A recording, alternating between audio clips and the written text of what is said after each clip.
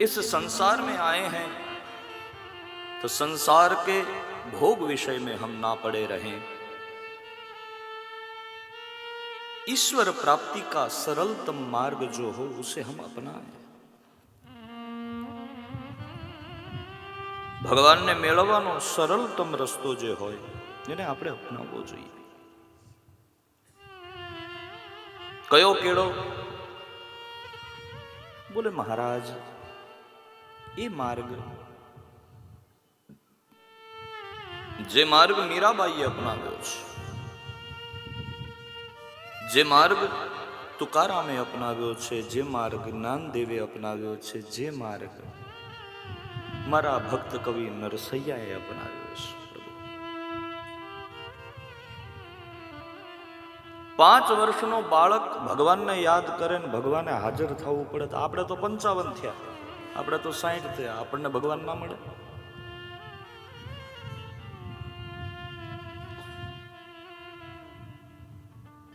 तेरे प्यार की सारे जहां पे असर होगी,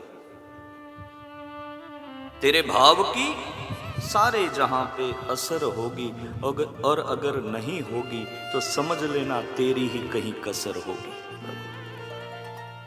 ભગવાન પ્રત્યે જેના ભાવ છે એવા ભાવી પ્રેમી શ્રોતાઓને તો ભગવાન મળ્યો છે. મળ્યો એમ નહીં, અવિરતપણે મળ્યો છે, અવિચ્છિન્ન ધારયા મળ્યો છે.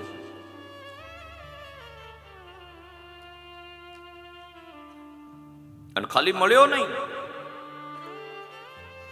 અપનાવ્યા છે ભક્તોને ભગવાન.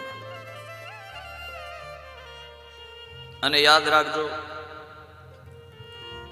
સુરત ગામના આંગણે ડંકાની ચોટ ઉપર આ વાતની ઉદ્ઘોષણા કરું છું. ભગવાન કોઈ દિવસ તમારા દુર્ગુણો જોતા નથી. બહુ દયાળુ છે.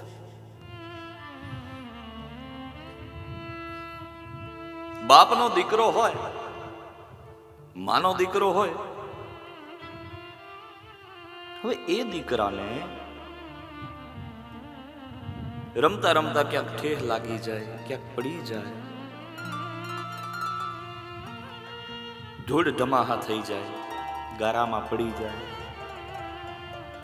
તો માં શું કરશે? માવડી એ છોકરાને ઉઠાવશે ને, એને સાફ કરશે. નહીં બેટા, ધૂળમાં નહીં જવાનું. એક તો શિયાળો છે બેટા, ધૂળમાં જઈએ એટલે પછી ચામડી ફાટે. માં એને શિખામણ આપે છે.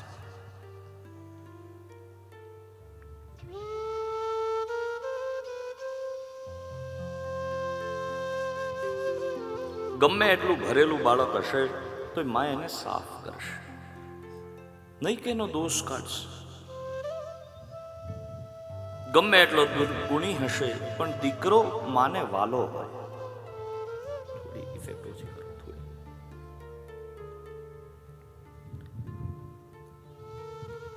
ये सद्गुण, ये सदाचार मां के लिए मायने इतना नहीं रखता है. मां के लिए मायने इतना है कि ये मेरा बेटा है. કેવો છે એ પછીની વાત, મારો છે. એમ આખા જગતનો જે બાપ છે એ શું તમારા મારા દુર્ગુણો જોશે? નહીં. એના માટે એટલું કાફી છે કે તમે એના છો કે કેમ. વાલા, શ્રી હરિના થઈને રહો, એમાં મજા છે. એન્જિન સાથે જોડાયેલા રહેશો ને તો ટ્રેન, નહીતર બધાને ખબર છે. બોલો, કોઈને સમજાવવું પડે એમ નથી.